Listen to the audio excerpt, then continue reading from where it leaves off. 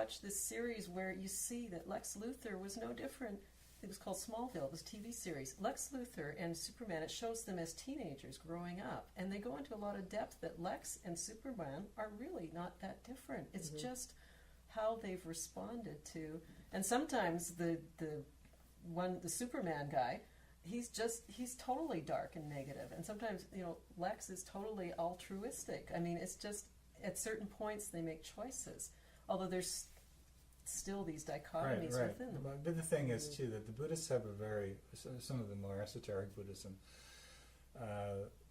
states fairly straightforwardly, make no distinction between that which is ego and that which is non-ego, which is way beyond the dualistic kind of approach of, well, this is spiritual and this is not spiritual.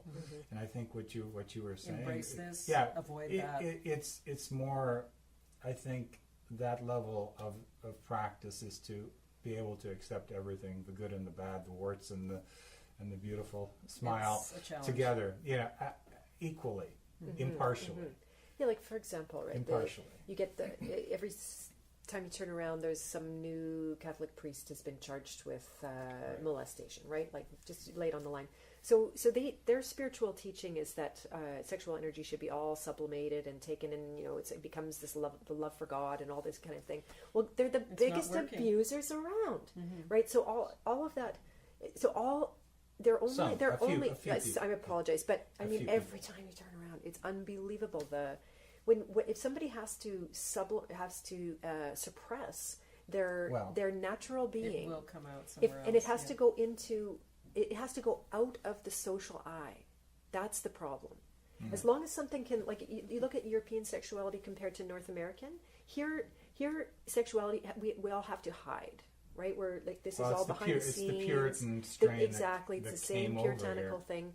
Whereas their sexuality is very open. They don't have the same kind of problems. They're not universal problems.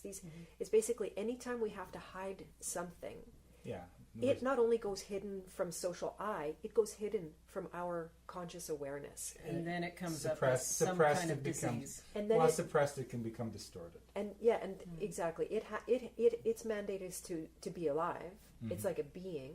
So it'll come out one way or the other, but it'll come out, like you say, as a social disorder or as a disease. Right. And the thing is, I think that with this new blueprint, I think we have to come into understanding that we have to look at everything, the light and the dark, as part of the same canvas. It's a continuum, right? Like exactly. And it's not a matter of not, about being apathetic or indifferent in the sense of not caring. But I'm talking about impartial high indifference, which means that we see it and we are not reactive. We are not reactive to anything that we might. It's difficult to achieve this, but to not react to something that we obviously know is a negative situation, but instead being impartial and then taking the energy of that impartiality and applying it so that we can actually resolve the situation rather than just reacting to it. If we react to something, we just become part of the situation, so to speak. Yeah, we become part of the polarity. Yeah. Taking sides, the two. Yeah. I also really enjoy the fact that I had the witness I was able to witness some interesting teachers in India where, they can't be, I'm not going to put them forth. I'm not even going to tell you their names because as far as, being the expert, but watching them in their daily life, there were no rules. And then suddenly there would be a situation, and it looked like, and you just brought to mind when you said, not just reacting. Well, guess what? There were situations where there was this, reaction that was so perfect to the action. Right. And yet it was not prescribed in spiritual scriptures.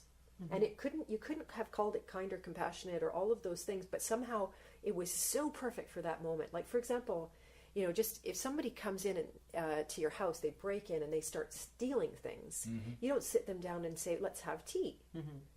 Yeah. Right? Unless you're very, very well contained. But again, letting life as it is in its real, let the real action inspire a real reaction, Real response. a real response, and actually that's a real our response ability isn't necessarily to a reaction. Yeah, that's The right. response isn't necessarily reactive. Respond in kind, rather than spiritualize our way out of shit that really made me mad. But I shouldn't feel anger. I'm just gonna do this. And exactly, and talk ourselves out of. Yeah, I'm very much about being real reflections for one if somebody's another. breaking into your house, you don't have time to think yourself through the situation. No, exactly. You're gonna let the true life intelligence just simply do the actions that need no to time protect okay, your I'll family. look it up in my spiritual scripture. What do I do now? Yeah, exactly. Oh, there goes the stereo. Well, when you mention that is interesting, because when you mention that, though, there is something that happens, though, in terms of our own being here, in the sense that when we maybe start, we would react in a certain way, but given the maturing process sometimes of our genuine inner needs, if we do mature internally, we may respond in a quite different way with the same situation. Well, but the thing is that is part of it, and we don't know until we get to that moment. We have no idea, like how much advice I would have liked to give parents before I had a child, right? Exactly. Yelling at your child in the grocery store. Oh my God! It's all I can do. Not to. I'm yelling at him so I don't kill him. Just to say, like, until you walk in that moment, we don't know anything about it, and that's the spiritual practice to me, to stay in alignment with my own life force, so that when those moments come, I can trust it. And it doesn't mean that I walk out of every situation without something to learn or a sense of regret or anything like that. But if I've been real, if I've been like true to myself in the best way that I can, then in a way that's not harming. It's like not tantrums. It's not just acting out and creating a whole new situation for someone to feel bad about. But it's real in that moment, and that's we the get most feedback from that satisfying too. But we know when we've been out of line, because we do get a feeling of regret, and it's good to review the day. One practice in many teachings is to look at the day at the end of the day, if one has the luxury of doing that, rather than just passing out unconscious on your bed. And we get the feedback for our right action. There's a expansion, an effulgence inside, or something. We'll feel something. We know when we're off base, and we know when we're on target too. What I was going to mention was when you were talking about responding in a certain way, but I could still imagine that 10, 15 years ago, had you been confronted by the same situation, you would have done something from your, what you were at that point, or what you see yourself to be at that point, what was natural and genuine at that point, would be something else that's, you wouldn't do it the same way now. No. You'd probably be, at this point, a lot more grounded and a lot more expansive in your responses, even though you're coming from that raw source of your essence, so to speak, from your inner being. But it seems that we can cultivate, and eventually, that's the whole point of spiritual practice. It's not, if we're on a path of real growth, we're not just here to mouth spiritual practices or to repeat them. We are here to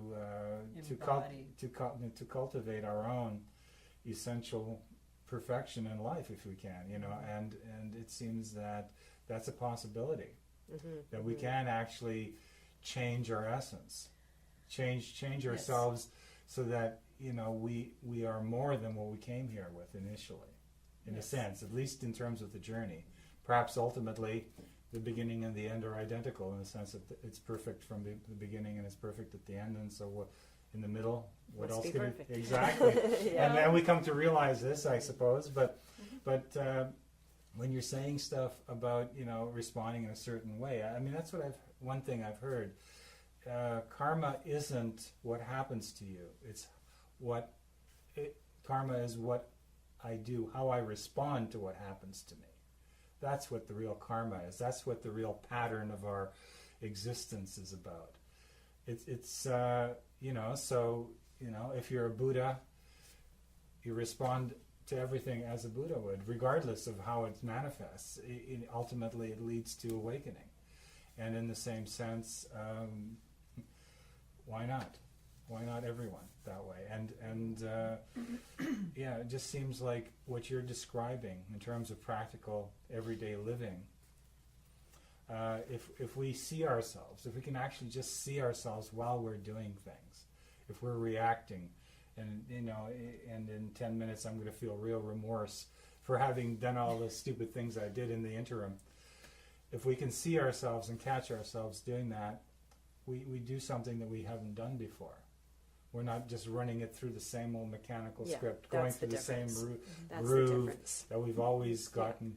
Yeah, it's real for that moment and right in that, in that way of being. And the more real we become, the more conscious we become of ourselves in our daily life. And it's you know, you're talking about something earlier that I wanted to mention, and it's this thing about inertia.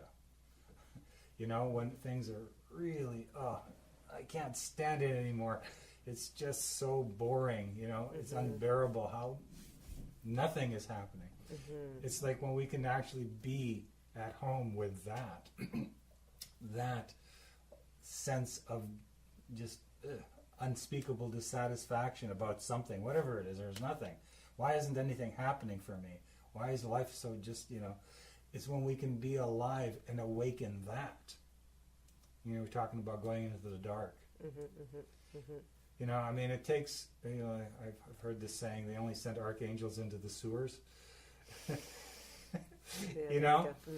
You know, it's that kind of thing. It's where you actually are willing to be with where you don't want to be. You know, and just allowing that to happen. That's when it's really, I think that's when something maybe new can be really, you know, in the inertia, in the center of this unmoving deadness is this energy that, you know, and that's the thing. I have a question for you, Beth. Sure. Do you feel now, so it was about 10 years ago, the cancer experience? The 10 years ago, it was 98, 99 when I was diagnosed, and it was a 3-year, so yeah. Obviously, in the midst of that, you were not feeling particularly blessed. I'm just wondering, do you feel that whole experience to have been a blessing now, or do you feel some reservations? Like somebody, it's funny. Some question came along on Facebook. Would you do it all over again, the same? and I just really quickly said no. No, I wouldn't. Because you know what brought you to that place, to have that lesson. That's the thing, and it's not the conditions that set up that experience. It was that I was lucky to have had 10 years meditation behind me by the time I get sick, right? So I've already got this idea that life is a spiritual exercise. And so I was willing, and I mean, you go to wake yourself up, and guess what? You can't really turn it off, right? That as much as I would have preferred to go to sleep through my experience, suffering doesn't let me sleep. I get a stupid cold and I don't sleep for 72 hours. It's just one of those, like,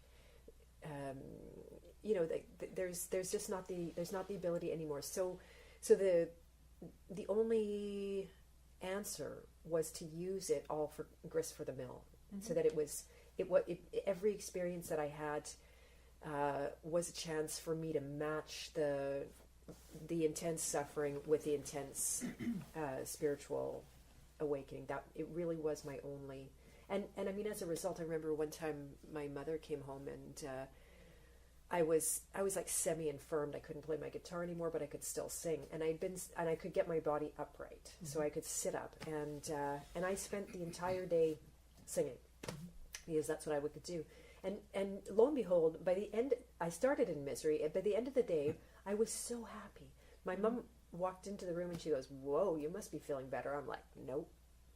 I could, you know, I was still fully witness to my body being ravaged by chemotherapy. But your emotional body was feeling But better. the energy had risen. So dramatically. Well, that's the key. Right. You said you were witnessing.